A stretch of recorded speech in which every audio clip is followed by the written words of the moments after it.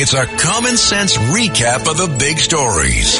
It's Katz and Cosby on 77 WABC. Let's go right to Miranda Devine. Miranda, we have so much to ask you about Chicago, but first, I got to get your reaction because you are such a great investigative journalist. You blew the lid on so much stuff with all the Hunter Biden laptop. And now, just a little bit ago, 3 separate committees in the House of Representatives have filed this impeachment report against Joe Biden, the president, on the eve of his big speech tonight. Your reaction? Well, look, I mean, it's good to have it on the public record now. This is official that Joe Biden was corrupt, that during his vice presidency, he met with his son Hunter's overseas business partners.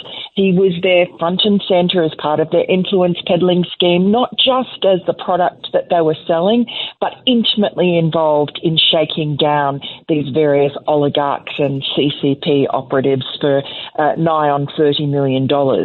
So that's a nice antidote to the sort of ridiculous hagiography and mythology we are going to hear tonight as the DNC, with their convention, has Joe Biden there speaking on day one, and he'll be covering himself with praise and everyone will have tears in their eyes. And then the truth of the matter is they can't wait to shuffle him off. He'll be going off to California, to Santa Barbara for another one of these holidays at the homes, borrowed holiday at the borrowed home of another billionaire. And of course, he'll be with his son Hunter, no doubt, who's been with him every step along the way. And then the Democrats can just get on with getting rid of his legacy and distancing Kamala Harris as much as possible from it. But look, at least the Republicans, they didn't manage to impeach him, but I do think that their investigation of his corruption played a part in the Democrats realizing that he was going to be too much of a liability to go into the election with. Oh, that's interesting. Do you believe it was that or his dismal debate? Because the debate was a mess too, my goodness.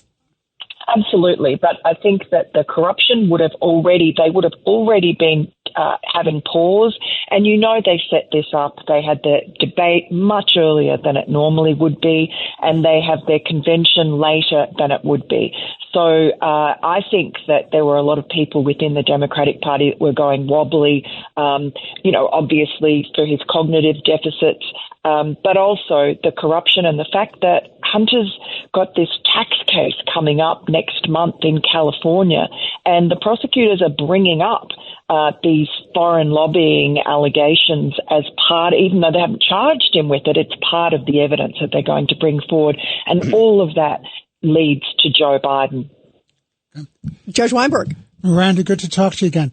You had a great column about Chicago, in essence, being the representative, the metaphor for what's going on in this country. So if you like what's going on in Chicago, this is what Harris will give you in the next 4 years if she's elected with her running mate, Walsh. What are your thoughts on that? You mean the 40 shootings and the 5 people, sadly, that were killed this weekend in Chicago alone? Just another weekend in Chicago. Right. Well, I mean, in Chicago, somebody is shot every 2 hours and someone is killed every 17 hours. So, I mean, this year already we've had 353 homicide victims, most of them black. This is 100 years almost of Democratic rule in Chicago, and it is a total basket case, like all these blue cities. But it was once a great city. I went to university there many moons ago, just a beautiful city, and it's just gone to rack and ruin. Soaring crime, high taxes, crippling debt, crumbling infrastructure, and a declining population. People are leaving. Businesses are leaving. Chicago is becoming unlivable. And so it really is a showpiece for Democratic policies of the sort that Kamala Harris and Tim Walz want to impose on the country. Peter King. Yeah, Miranda, as always, great columns.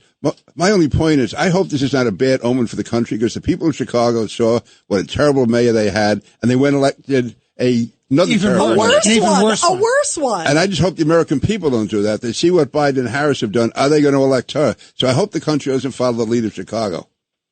That's a really good point, really good point. And, Lori Lightfoot, everyone thought was so terrible as the Chicago mayor. She's the first mayor in 40 4 decades who hasn't won a second term, but she was outflanked by there were two candidates, one on the right and one on the left, and Chicagoans chose the really far left candidate, former organizer for the most militant teachers union in the country. Bad news. And Tim Walz and Kamala Harris share his views on everything, including and especially on crime. They're progressive policies. Kamala Harris was a progressive prosecutor, like all these George Soros prosecutors in cities that are creating mayhem and causing real heartache for citizens of Chicago, New York, Philadelphia, you name it. We're all suffering from this. Well, and also Miranda Devine, J.B. Pritzker, the governor there, he talked about no cash bail. I mean, and so they passed it. They followed They followed the New York model. Exactly. So you got that combo. You got that. I mean, look at what's going on there. Exactly. And so it just becomes a revolving door, and the police are, they're defunded like they were in New York, defunded in Chicago. All the George Floyd riots, they were just a perfect excuse for the far left to impose the policies that they've been dreaming of, and no one even thought that they would ever have a chance to implement. And they've been implemented in these Democrat cities with horrendous results. And then on top of that, you've got these millions of illegal migrants have flooded into these cities, and they are gangsters. They are hard-boiled. They are really, that's another level of psychopathy. And Miranda, I would be nervous if I were a cop in Chicago, because I think the better job they do, the more it's going to be caught on somebody's camera, and some cop's going to be losing his job for doing the right thing. That's what really worries me. And, the protesters, Peter, are already saying that. Like, I just saw one of their news conferences. They're like, watch out, cops, don't cross the line. And I'm thinking, wait a minute, you guys are the ones crossing the line. The line has changed. Isn't it ironic? The line's changed, Miranda. Well, the mayor said his job is to protect the demonstrators. How about the people whose business are going to be wrecked, or people are going to be tagged? It's always the way, isn't it? You protect the perpetrators and turn the victims into the bad guys. But it is ironic that the Democrats are building a big wall around the convention center, which they don't think walls work down at the border, but they work for themselves. Good point. They want to defund the police, but they've got police protecting them. Just so many, a huge wall of police they've brought in from all over Illinois. So more security there than at the southern border by the Biden team, Biden-Harris team. These people have no sense of irony at all. No, because they're dishonest. They lie and they pretend, and they get away with it because the media goes along with it. You've got 15,000 journalists and media people have descended on Chicago.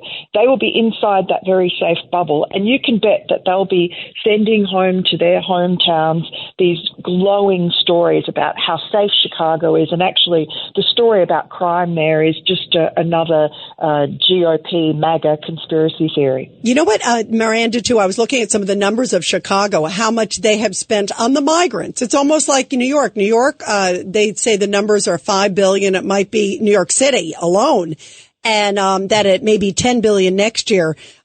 It's up there in Chicago, too. So what is that, to Pete's point, what does that say about Brandon Johnson's priorities? In Chicago, they're spending so much money on the migrants. And you've seen a number of communities come out and say, what about us? Yeah, and it is causing a lot of consternation, particularly in the black community in Chicago. They've come out, a lot of pastors have come out and said, this is unfair, you're mistreating our people while you're prioritizing these illegal migrants for housing and all sorts of welfare programs. But this is the same all over the country. Kamala Harris was the border czar. She went into her presidential campaign back in 2019 promising that she would have free Medicare and all sorts of other goodies for illegal migrants. She and Joe Biden invited these people from all over the world to cross illegally into America, and they were promised every type of freebie that they could get under the sun, and that's what they're getting. And it is costing us a fortune. And do you know, in November, the federal government is pushing the cost of Medicare for these illegal aliens onto the states. That is going to push the price that we are paying in New York, in Chicago, all these other sanctuary cities through the roof. It's going to bankrupt these cities, potholes, you name it. The taxpayers of this city and these cities are all suffering for it. Yeah, big time, big time. Miranda, thank you so much. A great column and important stuff here. We love having you on, Miranda. Thank you. Thanks so Great much. to talk to you guys.